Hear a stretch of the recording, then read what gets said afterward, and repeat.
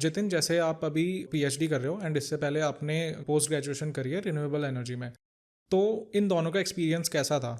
मतलब आपको जैसे पीएचडी में क्या नई चीज़ें आपको सीखने को मिली and research work, and post graduation में क्या था, तो वो थोड़ा सा बताओ। मेरे पोस्ट ग्रेजुएशन में was actually quite an overview of different renewable energy technologies.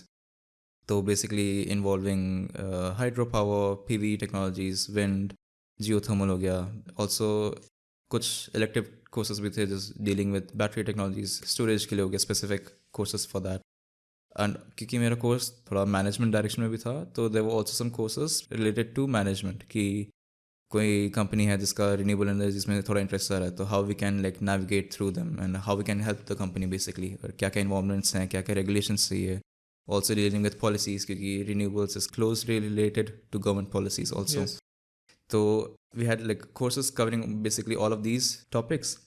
और मैं गया था थोड़ा और टेक्निकल डायरेक्शन में, which was basically dealing with optimization models. Okay.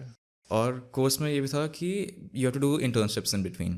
Okay. So I also had an opportunity to actually do an internship at a research institute in Germany itself, which was closely linked to my university. Institute था Fraunhofer Institute, specializes for solar energy technologies. तो institute का नाम ही वही था, Fraunhofer ISE, for Institute for Solar Energies.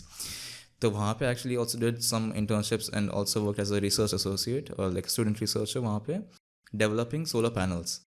तो वहाँ पे I was literally like making solar cells और उनको टेस्ट करना पड़ता था कि ये खुद से ही आप बना रहे थे? हाँ, सेल्स आ रहे हैं, उस पर एडिशन वगैरह करना है, जो भी करना है, like you have to make it into a proper cell.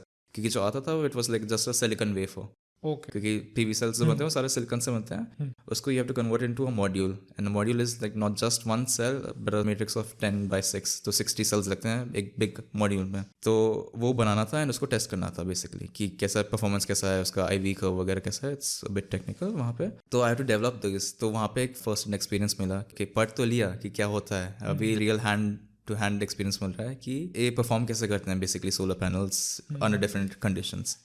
तो which was actually quite nice and quite a good experience for me. तो वहीं पे मैं इंटर्नशिप भी किया इसी डायरेक्शन में.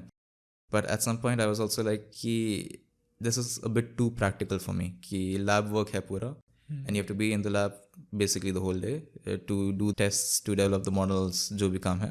क्योंकि मेरा कोर्स था एज आई सेड बिफोर कि कंप्यूटेशनल डायरेक्शन में, ऑप्टिमाइजेशन डायरेक्शन में, विच ऑल्सो इंटरेस्टेड मी. तो then I decided to shift कि थोड़ा सा पर्सपेक्टिव लेते हैं to have a broader sense, क्योंकि solar panels is like too narrow down and I wanted a broader sense of कि भाई सिस्टम में क्या चल रहा है. तो क्योंकि solar panels is just one technology in the whole system, right. System में तुम्हारा विंड है, कोल फायर्ड पावर प्लांट्स है, हाइड्रो पावर है, गैस टर्बाइन है, ऑयल टर्बाइंस हैं.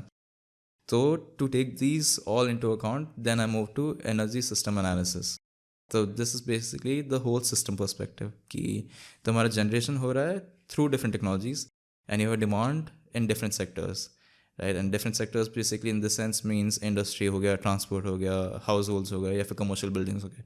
These are more or less the big four sectors. Agriculture is also a huge demand, but also emissions. But मेरा focus at that time उतना नहीं था उस पर, but focusing basically on the supply and demand. And ये demand कैसे meet हो रहा है, क्योंकि you need grid infrastructure to supply electricity, for example, या फिर taking the case of Germany, you also need gas infrastructure. So industries में gas use हो रहा है या फिर घरों में gas use हो रहा है for heating. You also need gas infrastructure. So you need to optimize basically the infrastructure for supplying these pipelines हो गया, grid हो गया, जो भी है, but also for the production of electricity, heat, gas. Basically you have to optimize कि किस moment पे कौन सा technology और like कौन सा power plant चल रहा है to supply a particular demand. यहीं पे basically मेरा research topic आता है. ओके। तो वही PhD उसी में चल रहा है अभी, and focusing on hydrogen in this aspect कि what role can hydrogen play to meet this gap.